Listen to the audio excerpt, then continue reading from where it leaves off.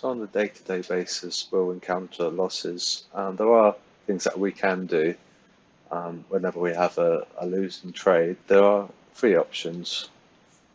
There's cut and a loss, hedge in that losing trade, and then there's the Martingale system, which I'll talk about the pros and cons of each. So just a high-level overview.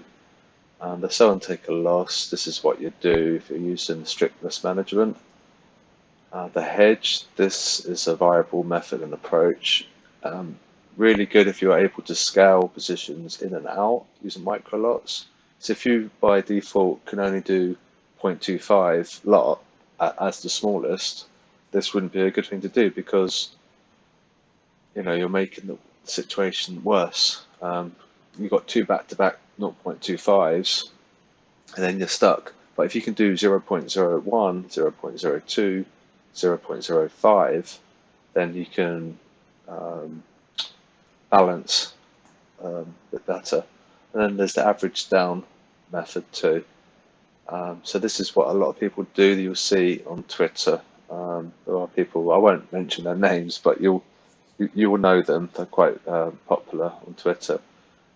So this is good because if you're confident of the prevailing trend, now look at the pound yen, for example. If you've got a 200-day moving average, you just look at that 200-day and then you know it's in a downtrend. So these are the three options that we can think about and pursue. So the pros of the sell and take a loss. See, the small losses are fine, but you don't want them to become medium or large. So having this method prevents the medium and large losses. But obviously the danger there is that price retraces, it goes up before it comes down, the zigzagging method.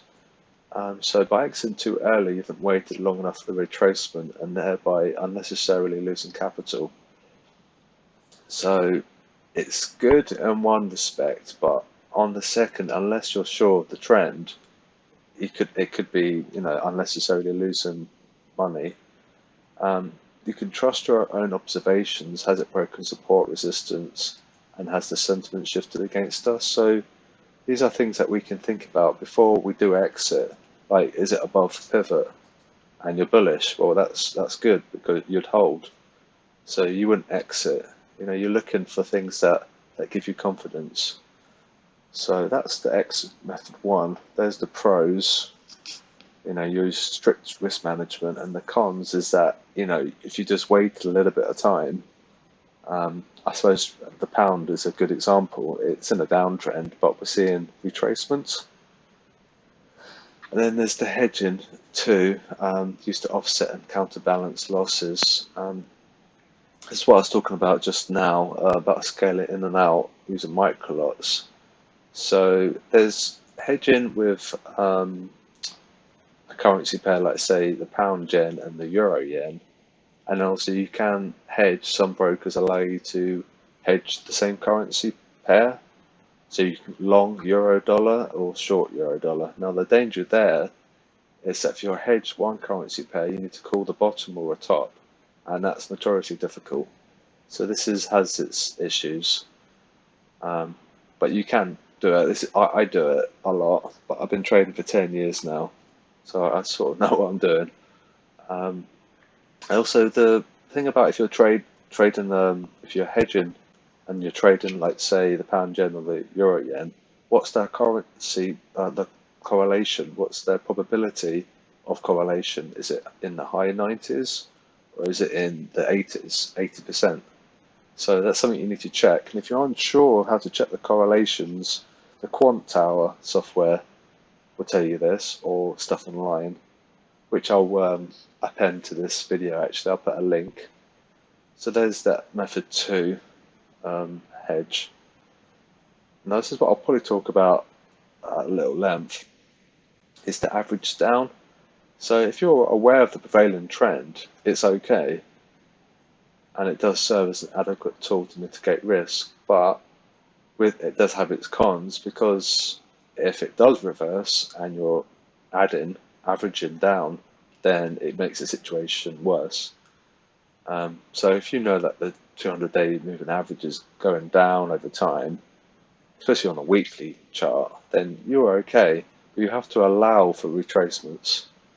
And the cons it there, it doesn't respect the strict risk management protocols.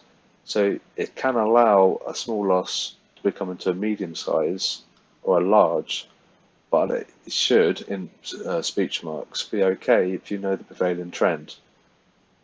And also with the averaging down, you shouldn't ever exceed how much you're prepared to risk. It's only 2% at any one time.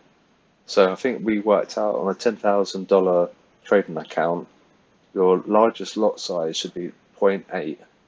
So you'd never average down more than 0.8 lot if you've got a $10,000 account size. So here's an example of what I mean by averaging down. So we know that the 200-day is in that direction, and there's resistance there. And you'll notice that a lot of price does hit the 200-day, and then it falls. But say, like for example, you sold here, and it went up, and it went up, and it went up, but then it hit resistance. So you would have sold part two there. So you were kind of silly for selling it at that point, but mistakes are made, and they happen quite frequently. But let's say if you sold here and you held,